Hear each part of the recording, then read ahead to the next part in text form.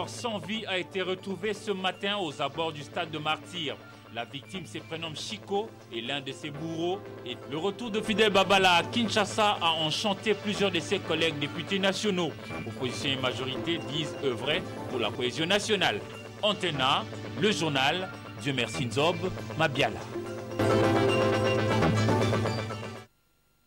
C'est toujours un privilège pour nous de vous informer, Madame, Monsieur, bonsoir, eu égard à l'importance de la question soulevée par les députés nationaux mercredi 22 octobre à la Chambre basse du Parlement, notamment en ce qui concerne le déficit énergétique. Rémi Moussoungaï et Éric Mbala, respectivement ministres de l'Industrie, Petite et Moyenne Entreprise et ADG de la SNEL, ont été invités à revenir ce vendredi 24 octobre à la Chambre basse du Parlement pour répondre aux questions leur posées par les députés nationaux. À son tour, le ministre de la Santé a répondu à la question d'actualité sur la situation actuelle qui est celle de la lutte contre le virus hémorragique à Ebola en République démocratique du Congo. Reportage signé par Lainbo Fandombongo.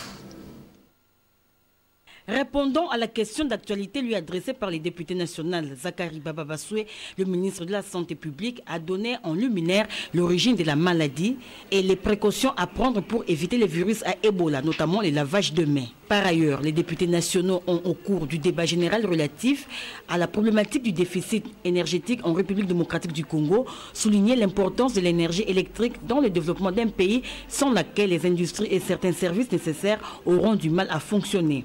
Et parmi les mots qui caractérisent les dysfonctionnements de la Société nationale d'électricité, selon les élus, figurent les coupures intempestives, l'innombrable cas de délestage, de cas récurrents d'électrocution causant des pertes en vies humaines, des incendies sans le moindre souci de dédommagement des victimes. C'est ainsi qu'ils ont recommandé au patron de la SNEL à faire montre de capacités managériales afin de répondre aux attentes de la population tout en invitant le gouvernement à s'acquitter de ses obligations vis-à-vis de la SNEL. Les élus du peuple ont en outre, au cours de la même séance, demandé au gouvernement de mettre en exécution le projet de construction de la cimenterie de la province orientale dont la réalisation tarde à venir. On se souviendra lors du débat général, les députés nationaux ont, dans leurs interventions sur ce dossier, déploré la légèreté ayant caractérisé le traitement de ce projet par le ministère de l'Industrie, Petites et Moyennes Entreprises. Nous vous le disions dans le sommaire, Fidel Babala est rentré depuis hier dans la soirée à Kinshasa après la liberté provisoire lui accordée par la Cour pénale internationale. Le député national a été accueilli par de nombreuses personnes à l'aéroport de Ndjili situé dans la Tchangou, son fief électoral. Les détails avec Eric Izami. C'est dans la soirée de jeudi 23 octobre 2014 que le député national Fidel Babala a regagné Kinshasa après avoir été interpellé puis transféré à La Haye par la Cour pénale internationale. À l'aéroport international d'Ndjili, c'est la joie de ses collègues députés, tant de l'opposition que de la majorité, accompagnés des cadres du MLC, son parti politique, qui s'est lisé sur le visage. À sa descente de l'avion, Fidel Babala a lâché quelques mots. Dans mon pays, surtout d'être sorti vivant de cette épreuve, que je sois resté longtemps. Le retour à Kinshasa du secrétaire général adjoint a réjoui plus d'un dans un esprit de cohésion nationale. Nous sommes dans une logique de cohésion nationale et ce n'est pas parce que Fidel Babala est du MLC que moi du PPRD je ne peux pas venir l'accueillir. Nous sommes dans une logique de cohésion nationale, nous sommes dans une logique de solidarité. Revenu à Kinshasa, Fidel Babala a déclaré être tenu en réserve, mais il a beaucoup à dire et il va délier sa langue à partir du 11 novembre 2014. Rendez-vous à saisir, surtout par la presse nationale. Et dans le domaine de la sécurité, sachez qu'aucun progrès n'a été enregistré jusque-là en ce qui concerne la reddition et le désarmement volontaire des FDLR. Cette question a fait l'objet de la 3e réunion ministérielle conjointe CIRGL-SADC tenue à Luanda en Angola. La République démocratique du Congo a été représentée à ces travaux par le vice-premier ministre en charge de la Défense, Alexandre Lubatambo, et celui des Affaires étrangères, Raymond Chibanda. Patricia Amouli pour les détails. Au cours de cette évaluation à mi-parcours, la 3e réunion ministérielle conjointe CIRGL-SADC a examiné le rapport d'évaluation sur les désarmements et la reddition volontaire des FDLR. Se fondant sur les critères et les mesures convenues, il a été constaté que les FDLR n'ont accompli aucun progrès sur le plan du désarmement, encore moins sur la reddition volontaire.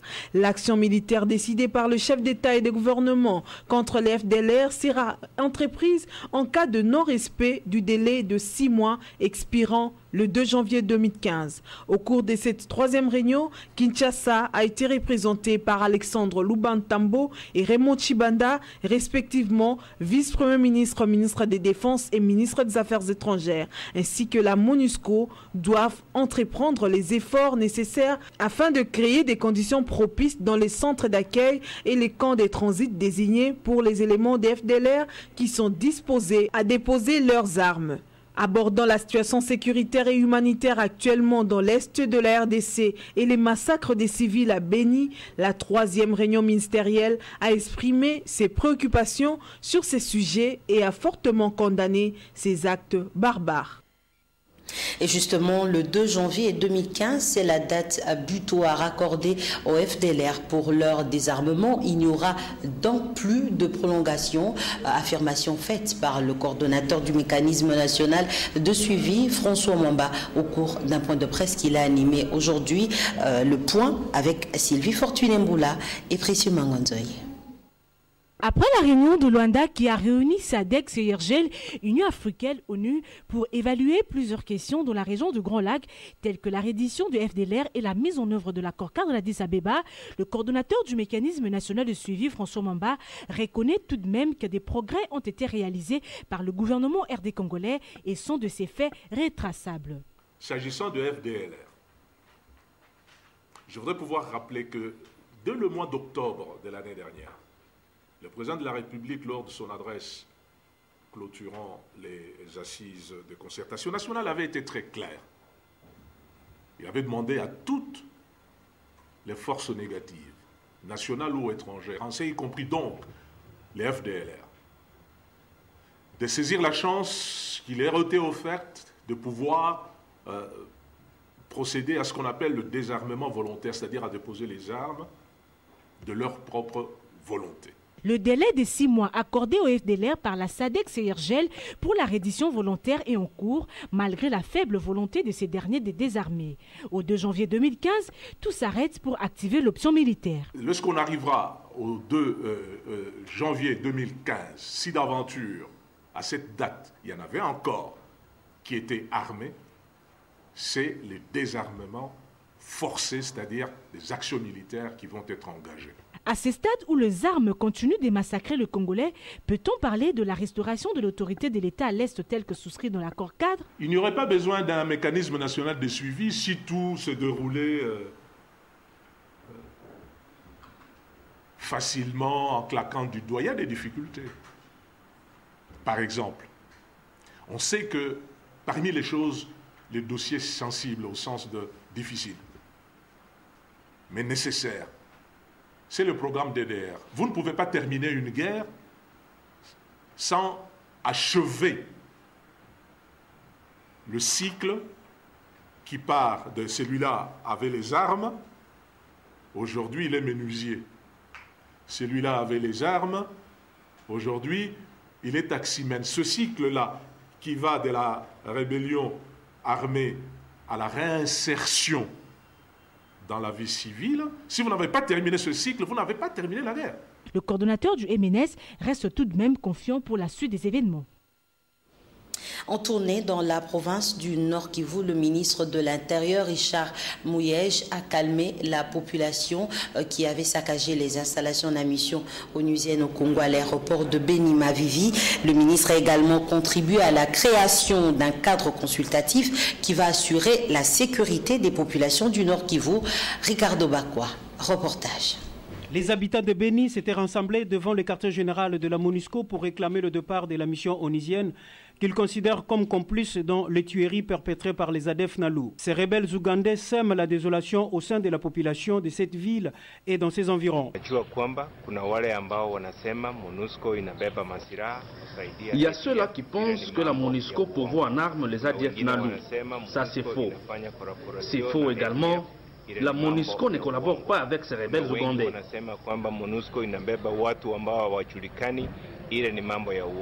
Accompagné du gouverneur du Nord Kivu, Julien Paluku, le ministre de l'Intérieur, Richard Mouyej, a écouté le manifestant. Accuse certains agents qui sont dans la MONUSCO qui seraient des mèches avec l'ennemi. La réponse du ministre, c'était qu'il y ait un cadre de concertation qui sera réalisé entre la société civile, entre les autorités politico-administratives et la MONUSCO, un cadre qui sera permanent. Ce cadre sera en train d'évaluer chaque jour les actions pour que la confiance entre la population, la confiance entre le gouvernement et la MONUSCO puisse encore être rétablie. La délégation composée des députés nationaux, de membres du gouvernement central et du gouvernement provincial du Nord Kivu ont créé un cadre de suivi de la situation sécuritaire de manière permanente en vue d'assurer la sécurité de personnes et leurs biens dans la partie est de la RDC. L'actualité ce vendredi 24 octobre, c'est aussi la célébration de la journée internationale des casques bleus. À cet effet, la mission onusienne au Congo et les Nations Unies ont organisé une conférence à l'Institut facultaire des sciences de l'information et de la communication. Reportage de Sylvie Fortuné-Mboula sur les images de David Temedi. Plusieurs manifestations sont organisées dans le monde en marge de la Journée des Nations Unies. La Journée des Nations Unies, qui est célébrée le 24 octobre de chaque année, est dédiée aux efforts globaux et aux réussites de l'ONU depuis sa création en 1945. Je cite, « En ces temps de crise multiples, l'ONU est plus nécessaire que jamais », a déclaré Ban Ki-moon, secrétaire général de l'ONU, en marge de la journée. C'est depuis 2001 que la République démocratique du Congo accueille la mission la plus chère au monde des Nations Unies. D'abord la MONUC et puis la MONUSCO au regard des guerres qui se sont succédées sur le territoire congolais. Ainsi, cette mission de stabilisation a pour mission de protéger les civils. On a un premier mandat, la protection des civils. Ce pays est grand comme toute l'Europe de l'Ouest, il ne faut pas l'oublier. C'est un grand pays, c'est un immense pays. C'est vrai que nous avons une force conséquente, mais cette force ne peut pas être partout à la fois. Et notre mission, c'est d'appuyer vraiment les efforts des FARDC, les efforts des forces de sécurité de la RDC en vue d'éradiquer et de neutraliser l'ensemble de ces groupes armés qui sont dans l'est du pays. Ils sont combien? On en a compté 43 groupes armés dans l'est du pays. On a commencé le travail, beaucoup reste à faire et on va continuer à le faire. Au-delà des problèmes de protection de civils, qu'est-ce que nous avons comme mandat? Nous avons un mandat de stabilisation. La stabilisation se fait justement à travers les îlots de stabilisation. Nous avons un autre mandat, c'est appliquer l'accord cadre d'Addis Abeba pour ramener définitivement la paix, c'est vrai, en RDC, mais dans la sous-région. L'Organisation des Nations Unies demeure le cadre idoine pour la résolution de crises, l'examen des questions qui préoccupent la communauté internationale et l'aboutissement de politiques internationales dans le domaine économique, social et de l'environnement, dans les soucis de consacrer la justice et l'égalité au niveau de relations internationales. Il s'agit de la célébration de la journée des Nations Unies et non des casques bleus, comme je l'ai dit tantôt. En bref, la 9e assemblée annuelle de l'Association des procureurs d'Afrique s'est clôturée ce soir au fleuve Congo, hôtel à Kinshasa. L'unification des mécanismes des poursuites en Afrique et coopération internationale formelle et informelle des affaires criminelles était le thème de ces assises de 3 jours, soit du 22 au 24 octobre 2014. À l'issue de cette rencontre, le corps de la magistrature a pris dans sa dimension continentale, soit plus d'une trentaine des procureurs généraux ont assisté à la remise des primes d'excellence à certains magistrats méritants du ministère public. Patricia Amouli y reviendra dans nos prochaines éditions avec force détails. On va faire un tour dans nos provinces, précisément à Lubumbashi, où plusieurs personnes ayant des déformations faciales bénéficient des interventions chirurgicales gratuites à l'hôpital Senoué. Et ce jeudi, les responsables étaient face à la presse au Grand Caravia depuis Lubumbashi. Retrouvons Marcel Kazanga. Tamlin Abrams, directrice des opérations de l'Afrique centrale, de l'Ouest et austral, a remercié tous les partenaires pour la réussite de cette 3e campagne au Katanga. C'est un grand honneur pour l'opération SMILE d'effectuer sa 3e mission au Katanga et sa 9e mission en RDC. Et la mission qui se déroule actuellement à l'hôpital Jason Sedway reçoit des malades venus de partout et plus d'une vingtaine de volontaires venus d'ailleurs et des volontaires locaux.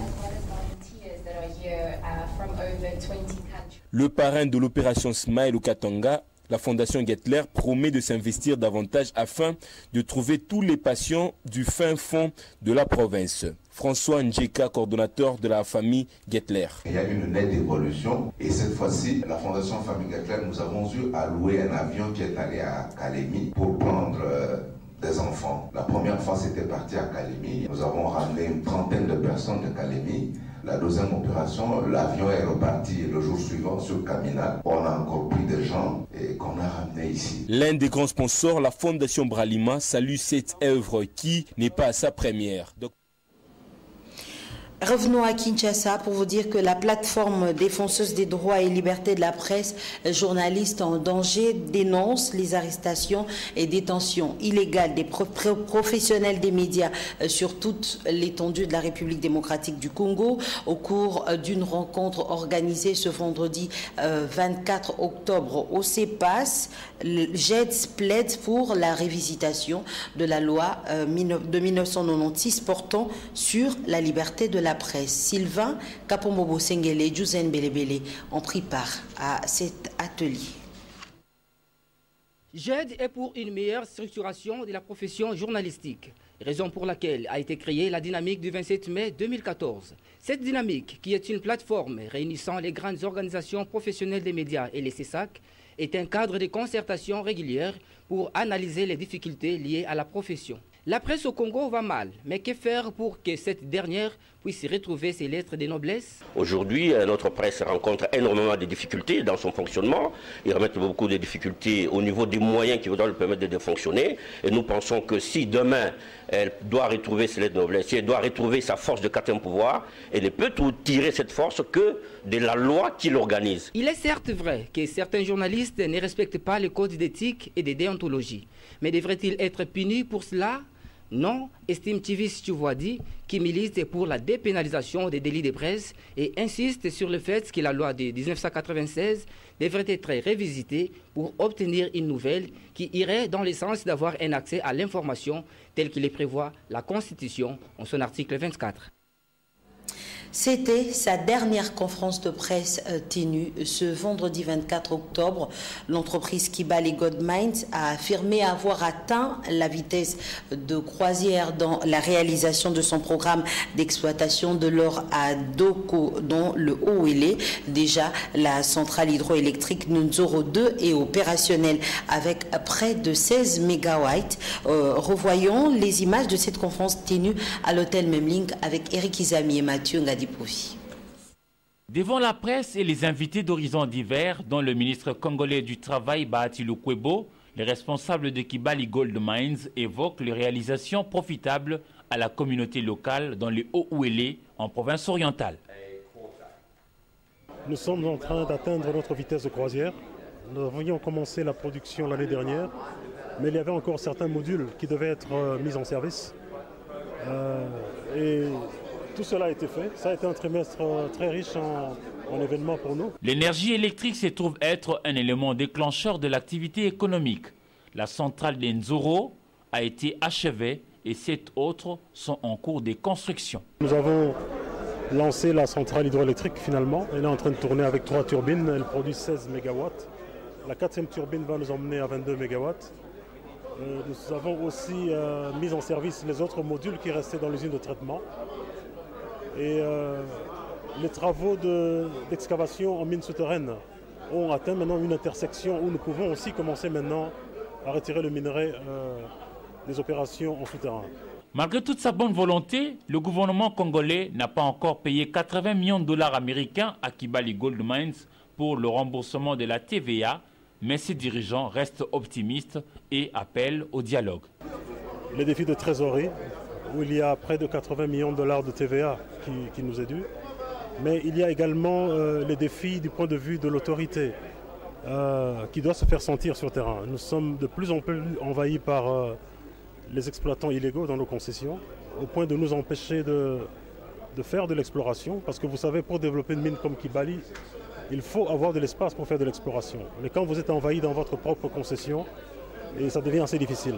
Nous sommes en pourparlers avec les autorités, nous savons qu'elles nous prêtent main forte aussi, et nous pensons qu'autour d'un dialogue franc, sincère, nous pouvons trouver une solution. Kinshasa dit attendre encore beaucoup de Kibali Gold Mines. Nous avons remarqué que plusieurs sous-traitants sont de droit étranger ou alors de droit congolais mais dirigés par des expatriés. Nous n'avons rien contre les expatriés, mais nous voudrions que quand même une part importante soit réservée aux entreprises nationales. Oui, la paix des fonctionnaires de l'État est effective depuis quelques jours maintenant, mais les avis restent partagés en ce qui concerne la bancarisation des salaires des fonctionnaires publics initiée par le gouvernement de la République démocratique du Congo, Africa Mujinga. La rationalisation des rémunérations des fonctionnaires de l'État poursuit son parcours convenablement. Le gouvernement congolais a prévu dans son budget, dans la politique salariale, l'augmentation des salaires d'une part pour les enseignants, les militaires, le policier, le professionnel de la santé et le personnel administratif de province, avec une particularité, ceux du ministère de l'Intérieur et ministère de la fonction publique. Moi j'ai vu seulement, on m'a augmenté encore 14 000 sur mon salaire. Un changement vraiment. J'ai constaté une augmentation de 13 000 sur mon salaire. Alors comme je touche 92 000 plus les 13 000, je crois que mon salaire maintenant est augmenté à 105 000. Nous sommes contents parce qu'on nous a ajouté d'argent, mais c'est insuffisant. Bien que progressif, cette augmentation n'a pas arrangé tout le monde. Je pense que ces changements-là, ça ne suffit pas à nos besoins. D'après moi, ça ne suffit pas, ça ne vaut rien. Pourquoi je ne dis rien? Je ne dis rien, je ne vois rien de consistant là-bas. L'État tient à l'amélioration effective de la situation salariale des fonctionnaires. Cette majoration va de 10 à 17 000 francs congolais pour ceux qui touchent une prime de moins de 20 000 francs congolais.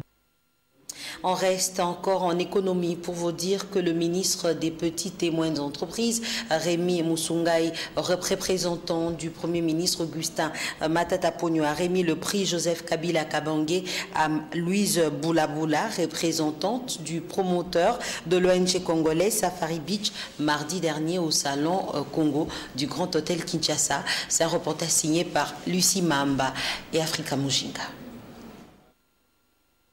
Selon le ministre de l'Industrie, Petites et Moyennes Entreprises, le prix d'excellence Joseph Kabila est décerné à l'ONG Safari Beach pour avoir fait preuve d'innovation et de créativité par la construction d'un magnifique site touristique le long du fleuve Congo en Sélé. Au nom du promoteur du site, François Olenga, Louise Boulaboula, la gérante de Safari Beach a déclaré toute sa reconnaissance au président de la République pour sa vision exécutée par le gouvernement central et qui éclaire le rayonnement de son ONG à travers le tourisme, l'agriculture et l'élevage. Pour la petite histoire de cette ONG, c'est dans un champ marécageux que Safari Beach a vu le jour en février 2003. Et il fallait une grande volonté et une ferme détermination pour arriver à son stade actuel. Motivé dans un premier temps par l'appel à l'autoprise en charge, une idée force de Laurent Désiré Kabila, notamment dans l'agriculture et l'élevage, et ensuite par la révolution de la modernité, la grande vision de reconstruction du pays, initiée et mise en œuvre par le président de la République, Joseph Kabila Kabange. Safari Beach, d'abord un terrain marécageux en 2003, est devenu un cadre séduisant aux multiples retombées socio-économiques et culturelles pour le pays et surtout la capitale Kinshasa. Je vous propose à présent de suivre ce qu'a été la traditionnelle journée ou opération jeudi sinistre de ce 23 octobre avec Willy Kacha. C'est pour payer plus de 140 dossiers que les sinistrés se sont retrouvés à l'espace jeudi sinistre ce 23 octobre 2014. Cette traditionnelle activité a réuni à la 7e rue Lumété différentes agences de la SONAS représentées ici par leurs agents payeurs. Respectueux des instructions de la hiérarchie, jusqu'aux alentours des 17h, certains agents payeurs chômaient encore par manque de sinistrés à payer, alors que l'heure de la paye a toujours été fixée à 14h. Comme toujours, la joie ne manque pas dans le chef de certains bénéficiaires, spécialement ceux qui reconnaissent le travail de titan que ne cesse d'abattre Carole Aguito Amela à la tête de la SONAS. C'est une question de respecter la procédure. Donc, du début de la fin de la procédure, dès que vous respectez, au moment opportun, la SONAS va vous appeler pour vous payer. Je demande à tous les sinistrés ou à tous ceux qui sont victimes d'accidents, qui savent que les véhicules sont assurés, de déclarer au délai leur accident pour qu'un jour, qu'ils puissent être payés comme mon client. Pour cette journée de la paye, l'assureur national a payé pour les branches d'assurance vie, incendie et automobile. J'en viens à présent à ce corps sans vie qui a été retrouvé dans un caniveau longeant le stade des Martyrs dans la commune de Kinshasa. Cet homme aurait été assassiné aux petites heures du matin de ce vendredi, tel que nous le fait dire Eric Izami.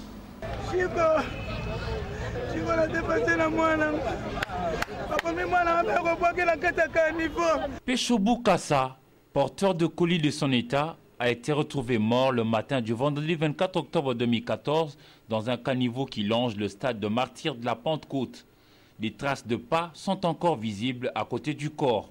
Un proche de la victime témoigne.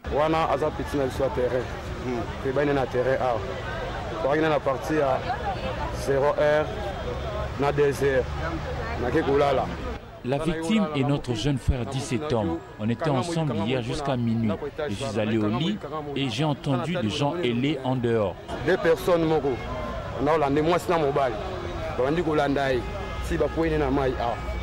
j'ai vu au loin un homme et une femme qui se battaient avec lui.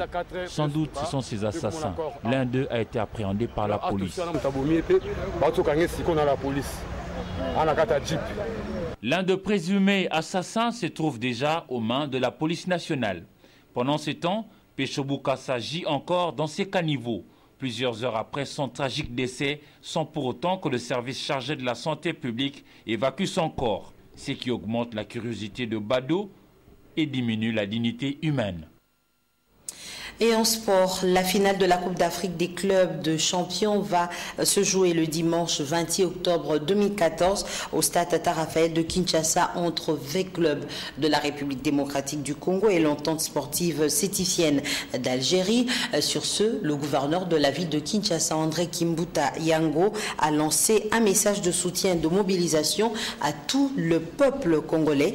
Je propose de suivre un extrait choisi pour vous par Patrick Borel Kendi et Rigo Moulopo. Quinoises et Quinois, je tiens sincèrement à vous remercier pour l'appui que vous apportez à notre équipe L'Asv Club. Nous remercions le Très-Haut qui a fait en sorte que nous puissions arriver en finale. Je vous demande à venir nombreux soutenir notre équipe de la capitale, l'Asv Club, et de rester en communion pour le match retour du 1er novembre 2014. L'autorité urbaine lance un appel à tous les Quinois, à toutes les Quinoises, aux hommes et aux femmes de bonne volonté de contribuer pour soutenir en termes de primes, de motivation, le joueur de l'Asv Club et son staff technique. Et avant de nous quitter pour ce soir, la revue de presse avec Patricia D'abord Mouli. pour la ville de Kinshasa.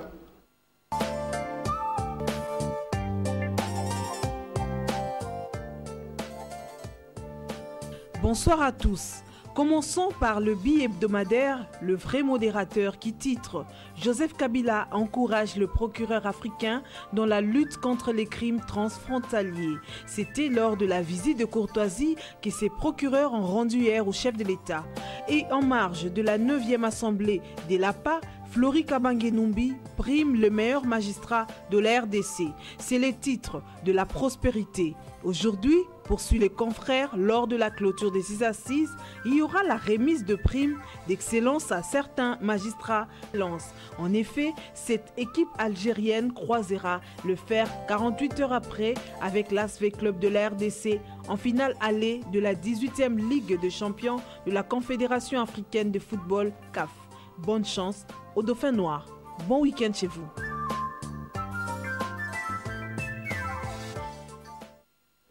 C'est donc par ici que nous mettons fin à ce journal. Merci pour votre attention et votre fidélité, vous qui nous suivez à partir de Libreville au Gabon. J'espère vous retrouver lundi prochain avec le même plaisir.